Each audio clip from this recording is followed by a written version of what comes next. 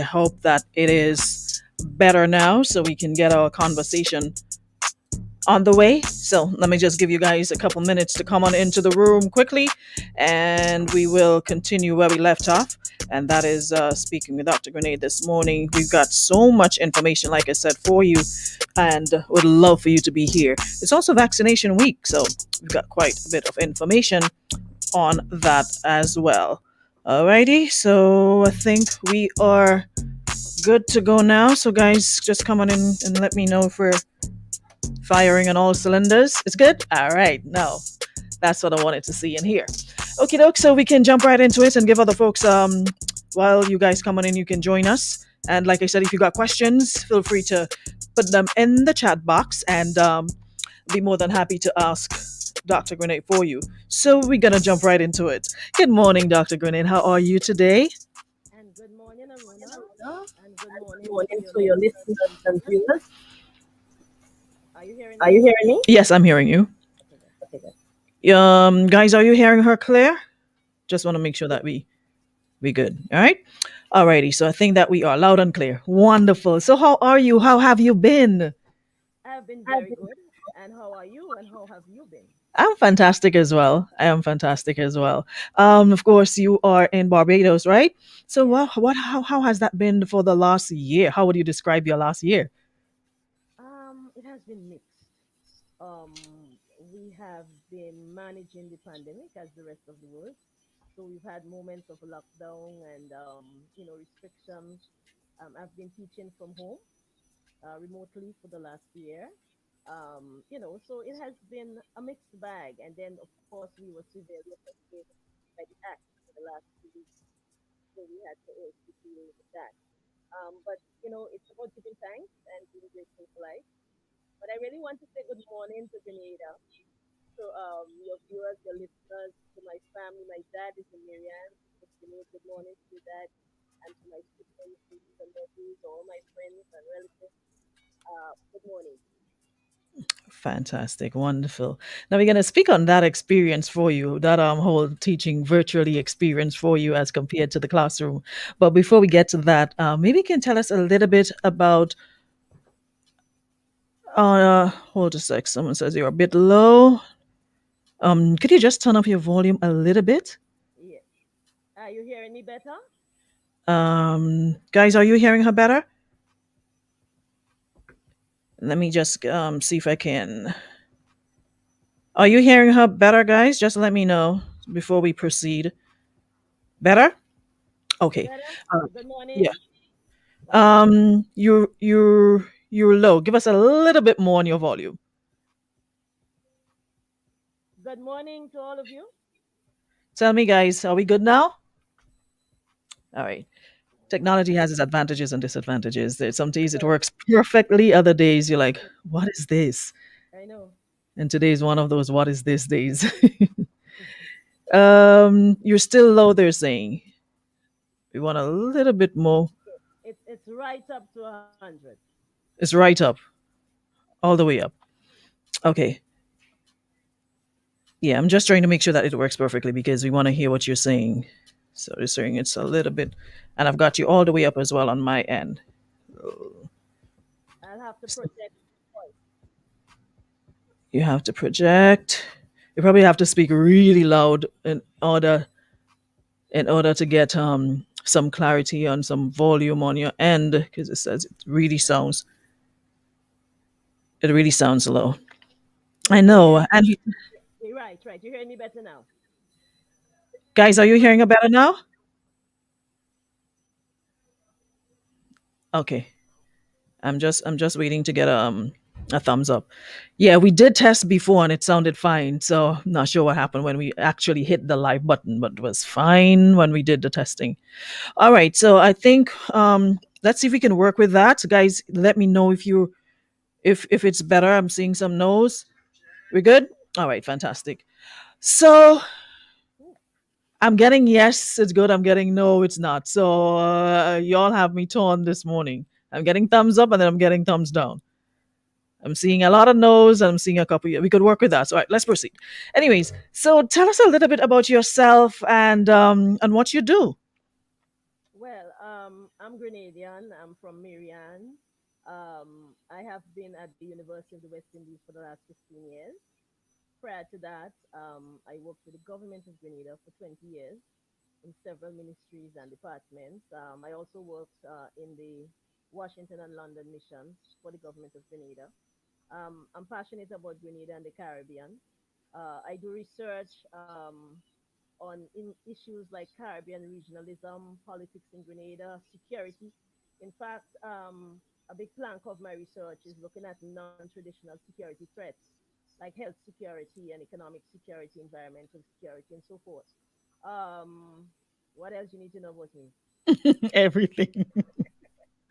Your professional life and all of that. Why did you decide that's what you wanted to do, that field, that particular area?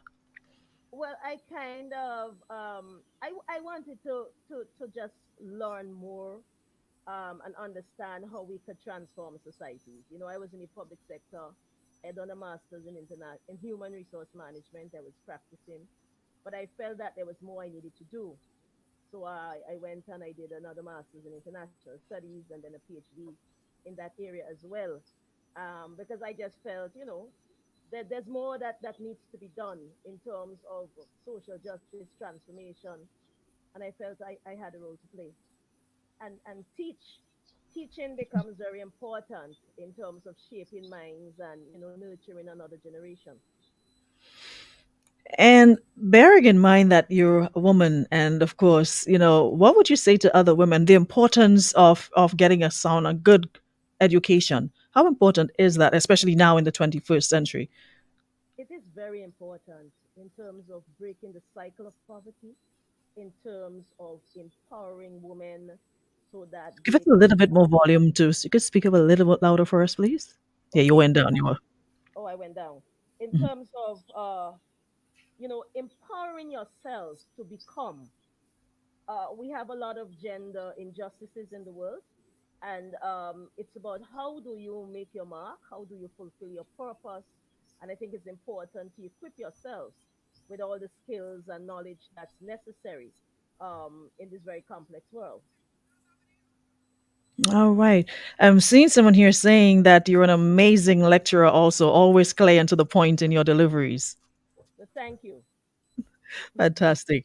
Well, just to get to the meat of the matter now. Of course, it's vaccination week, and you've been posting a lot on vaccination and what have you. And I'm sure that you heard all the different theories. You see them posted every day as to why people shouldn't be vaccinated and stuff like that. And it's like across the board. It doesn't matter, race, your standing in society. I'm seeing people I never thought in a million years would be, making some certain pronouncements, but they are regarding this whole um, COVID-19 vaccination and what have you. And you've been, talking about it and been very vocal about it. So tell us about it. We've been also reading some of your writings and listening to some of your almost pleading voice notes on it. Mhm. Why are you so passionate about Grenada's response to COVID-19 and the need for vaccination? Well, Arun, as I said earlier, at the University of Miami, we did a lot of courses on like globalization and health and human development. I remember in 2005 we were studying the Spanish flu and the Give us a bubonic little more plague. volume again. That is Oh, just a little okay. more. We were Mhm. studying like this at the University of Miami. The program I did in international studies allowed me to choose a wide range of courses. So I did courses on globalization and health and human development. And it meant then that I got an understanding, for example, of the Spanish flu, the bubonic plague.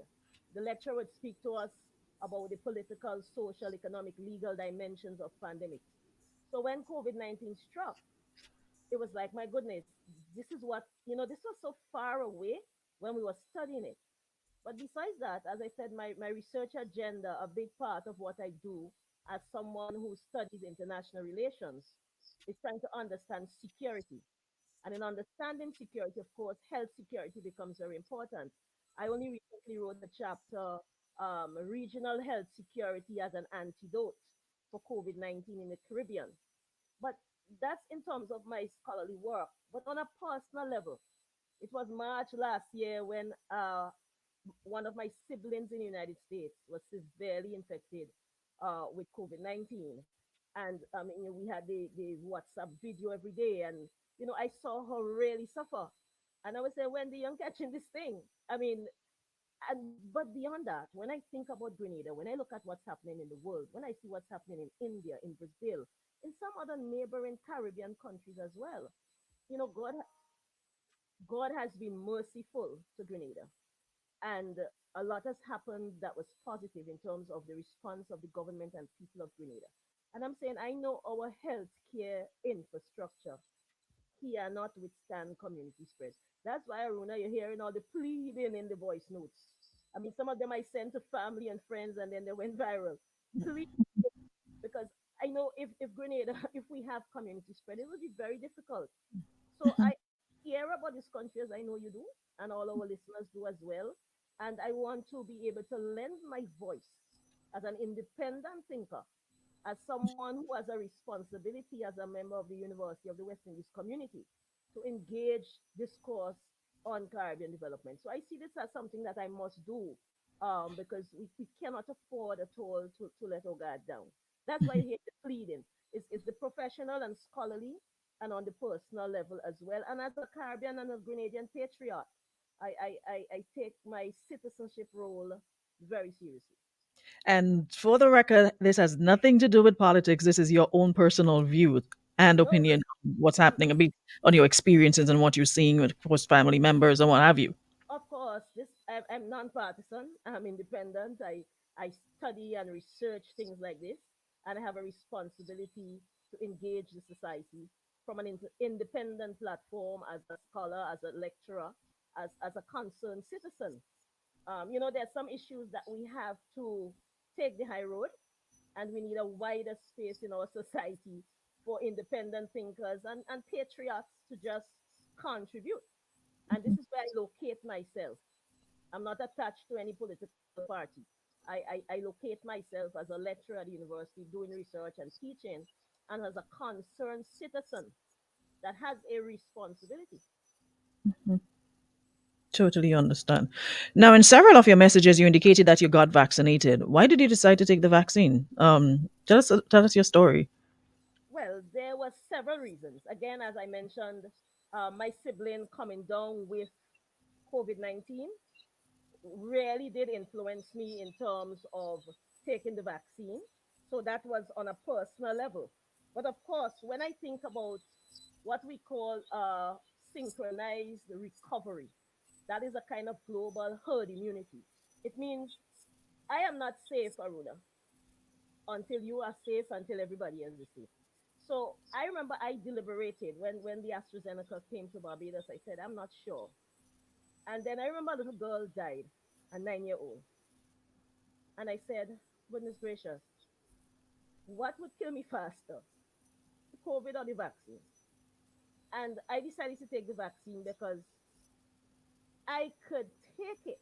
There are others who can't, like children, Mm-hmm. like some people who may be extremely vulnerable.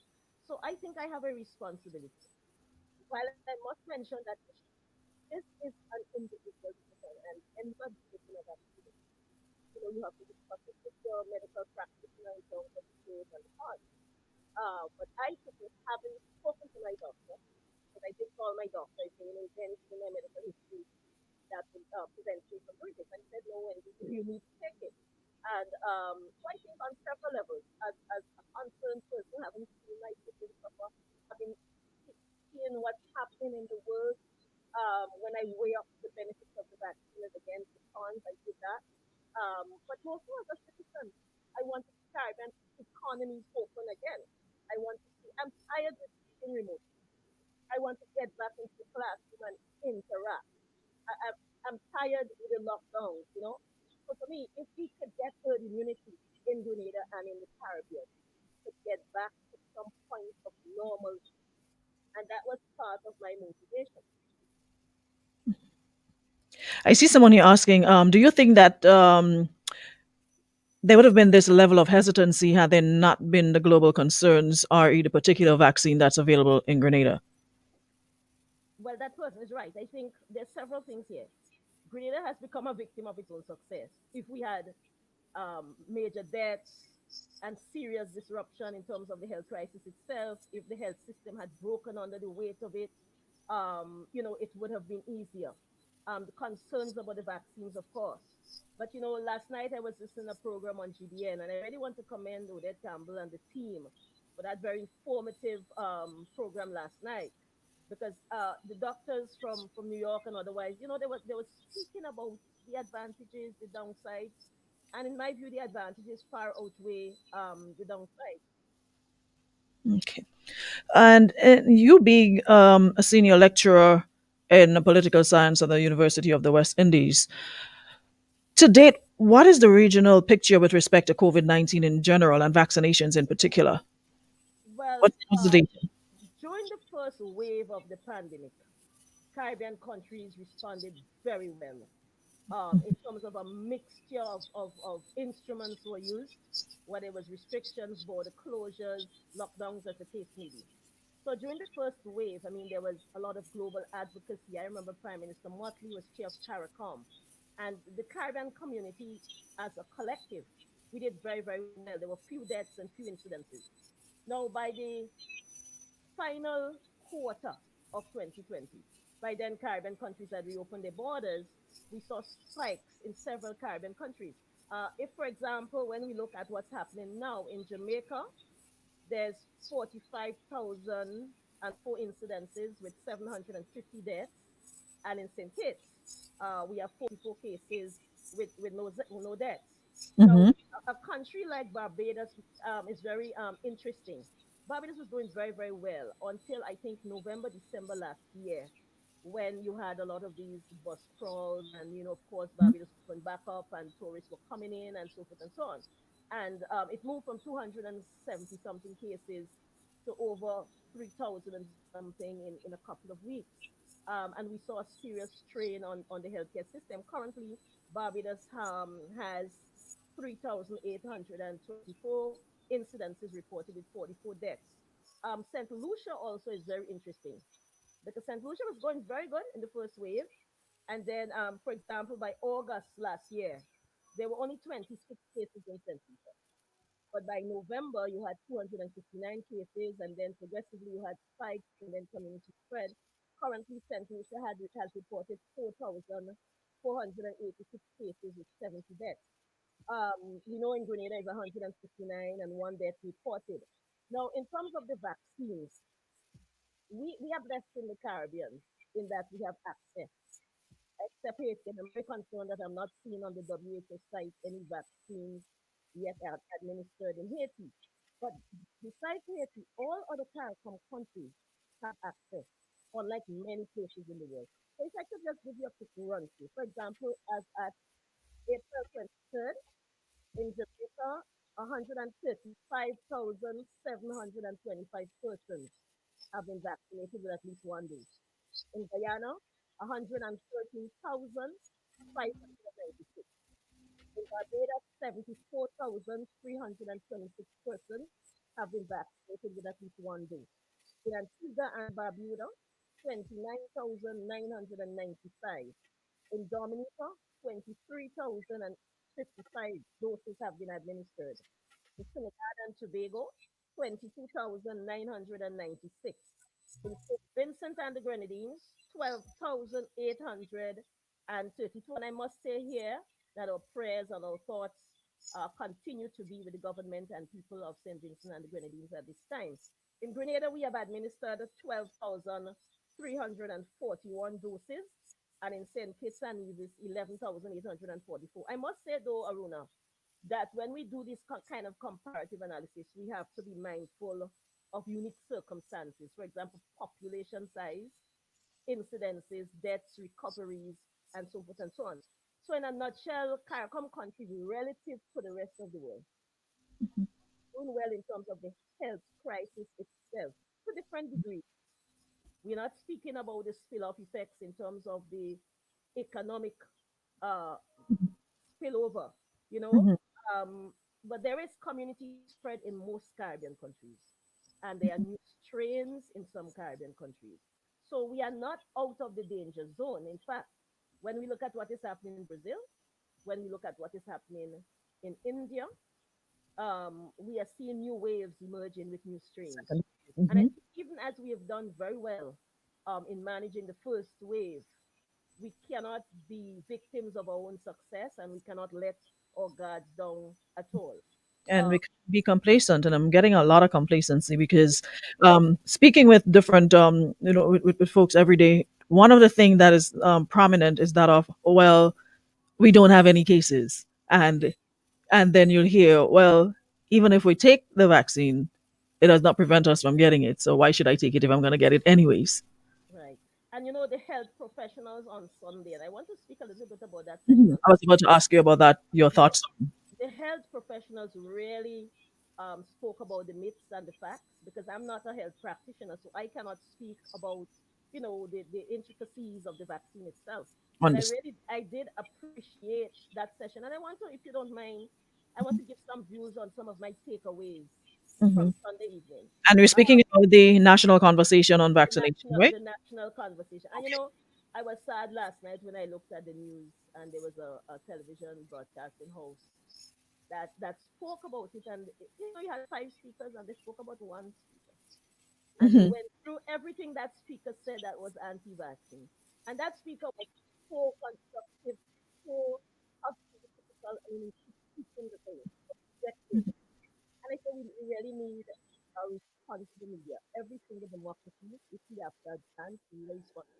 But I think I listened in on the program on Sunday, and I really want to commend the Ministry of Health because it was a very, very, very good program in my view. And I want to spend some time, if you would allow me, on speaking about some of the takeaways from that. It was said that Grenada was in a new but uncomfortable normal, and I reflected. I remember a cousin of mine said, she went on a bus with a mask, and people were saying, so what's wrong with you? It's that raining. So I said to her, of course it's raining. It's raining, so still keep your mask on. So it's an Hmm. uncomfortable normal because prior to the availability of vaccine, and this came out in the panel discussions, prevention was the major strategy. Through strict protocols, travel restrictions, lockdowns, as the case may be. But having prevented community spread, there is now a kind of complacency. What we're seeing with the not wearing the mask and so forth and so on. You know, Another takeaway was vaccination as protection. So prior to the availability of vaccines, prevention was the main strategy. Now, as the Grenadians have access to a vaccine, prevention remains key. But the strategy now includes protection through vaccination. And protection not just for the individual Aruna who takes the vaccine, but for the most vulnerable, like children who cannot take it. You know, Vaccination as protection for the health system. No nurse should be going home in the evening wondering, was I exposed? Opposed. And if I was, what would that mean for my child or my elderly grandmother? So All right, family. protection for the health system and health workers, protection for workers so that you can have a productive workforce who could be working safely. Vaccination as protection for small businesses. Many small businesses went out of business. How can they Yes, get back? So that protection becomes important. Protection for farmers and fish folks so that they for can start everyone. to apply their trade again. But protection for the education services sector like SGU. So we can have students come back, have them go to the True Value supermarket, have them go to pharmacies and entertainment centers and so forth. And we are all safe. So it's about how do we unlock the key to the economy and society through protection. But I think a major takeaway from that Sunday evening national conversation Hmm. was that vaccine hesitancy with respect to COVID 19 can translate to vaccine hesitancy for other vaccine preventable diseases like measles and mumps and rubella. People take Hmm. their children all the time to be vaccinated, but now we have social media and so we've seen this hesitancy. And if in fact we have new diseases such as COVID 19, and if we have re emerging diseases that can be prevented through vaccine, it means then that this is a serious challenge for development. So I think one of the things we have to think about the spillover effects of vaccine hesitancy from the COVID vaccine to the other vaccines. But what also I took away from that session, the whole question of rights. How do you balance rights, Arena? The rights of the worker, it's a fundamental right. The rights of the employee, sorry, the employer, the rights That's of an the important patient. question because so many folks are questioning, okay, I'm an employee, but I don't want to take the vaccine. Right. So what then happens? And I mean, one of the presenters on Sunday said, we really all whooping. And I said, it's an analogy in cricket where you whoop, you hit and miss. The whole world whooping because this is new. So what then? How do we balance rights? Which right takes precedence? And these are some issues that we need to be able to work through. But what came across as well, and I want to spend a little time on this if you would permit me, Hmm. the question of mistrust. And I was quite happy that on that panel you had the Ministry of Health, the Minister of Health and health officials and representatives from the private sector and labor. And one of the representatives was saying, in fact, more than one, that there is a serious problem with mistrust. Now, how do you promote vaccination? How do you deal with the fight against COVID 19 in a particular context where the state society relations are strained? And I want to say something about this because, we cannot disconnect the campaign against COVID 19.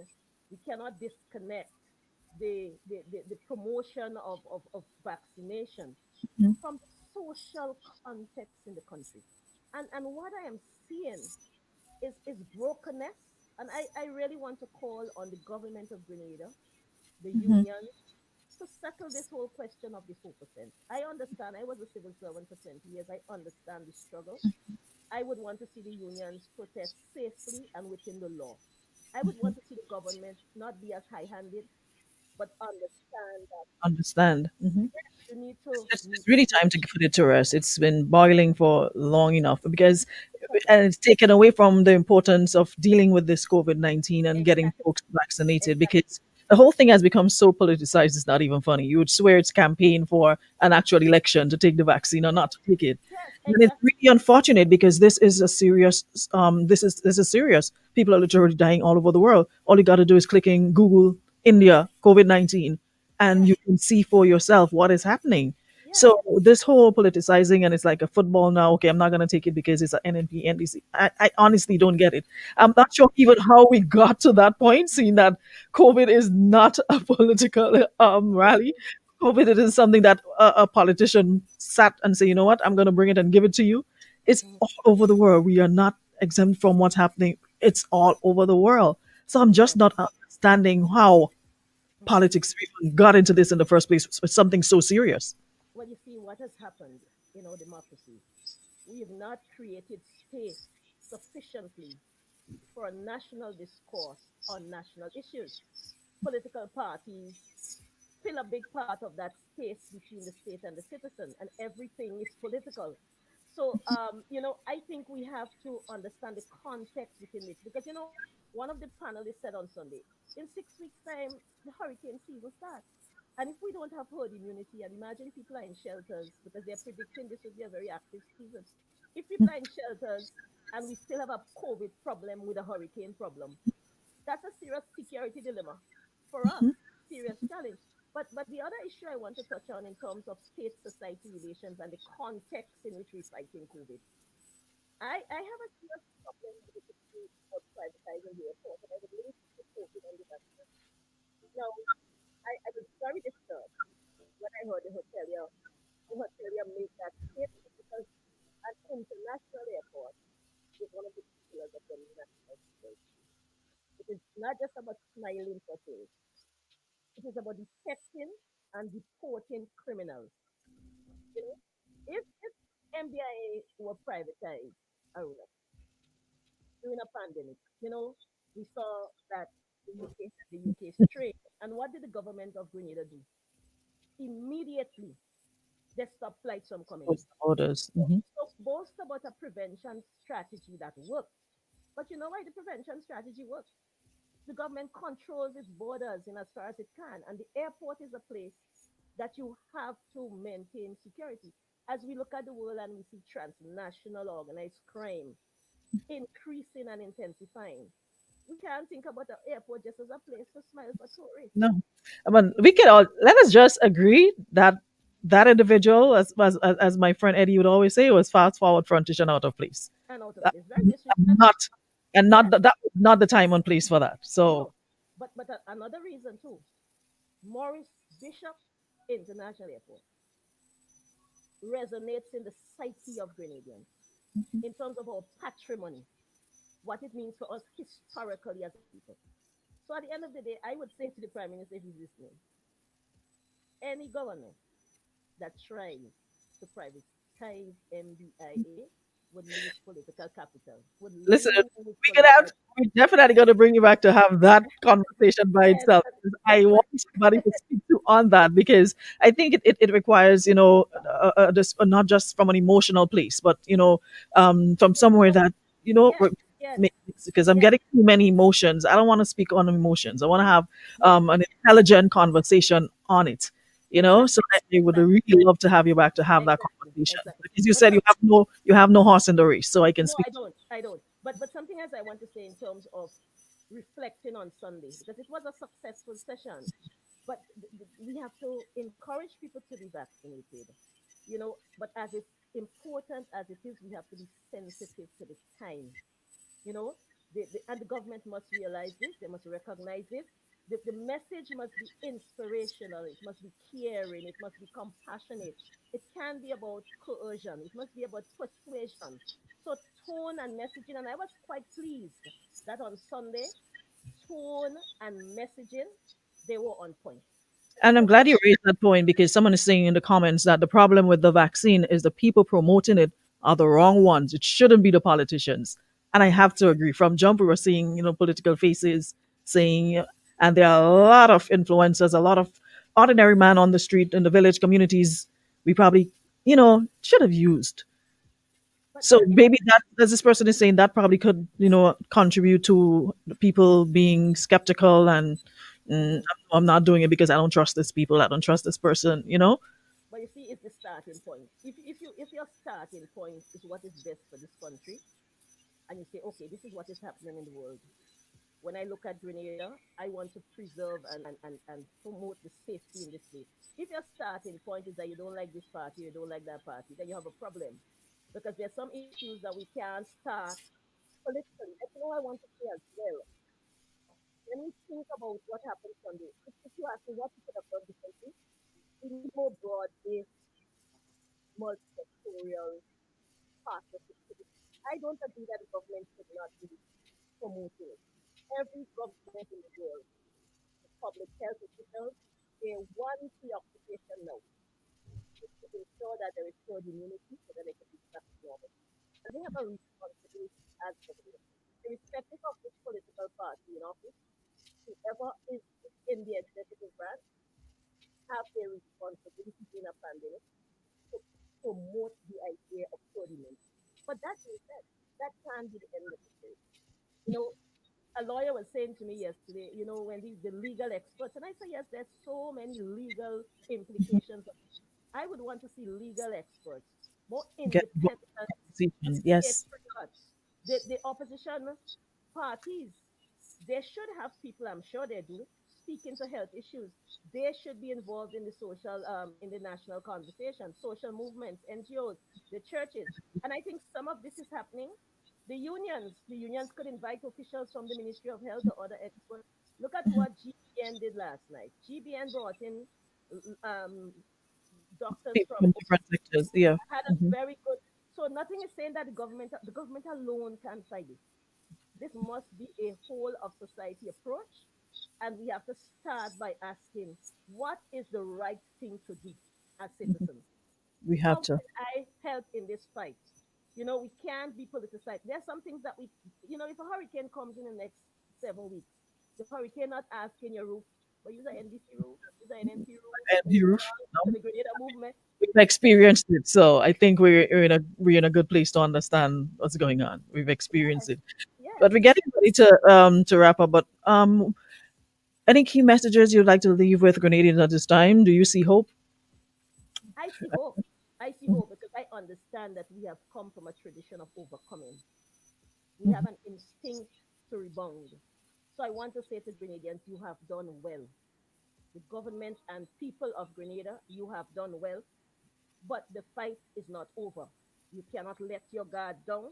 You have to ensure that we engage in prevention and protection. And I see hope because I believe in Grenadian people.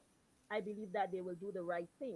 And I want to just encourage them to get the facts, have a discussion with your doctor, go to the right sources for information. A lot of things you see on social media is really serious fake news.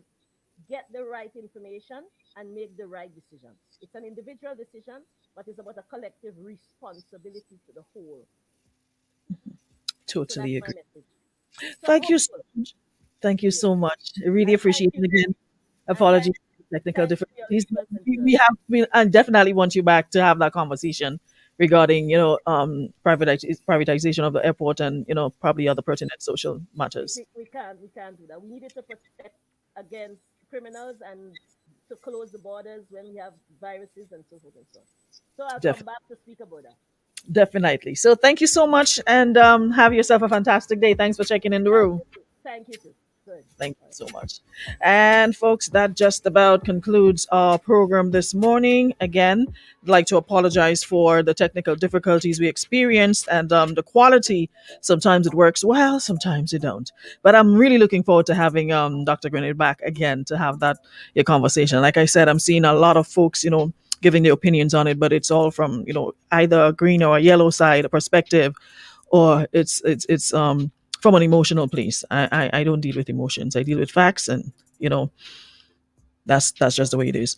Anyways, that's all the time we got. We'll be back tomorrow, same time, same place for another one. Until then, have yourselves a good Tuesday. The ladies' room came to you through the kind compliments of Beacon Insurance and Western Union. Ladies Room comes to you compliments of Beacon Insurance. Insurance is a promise to pay.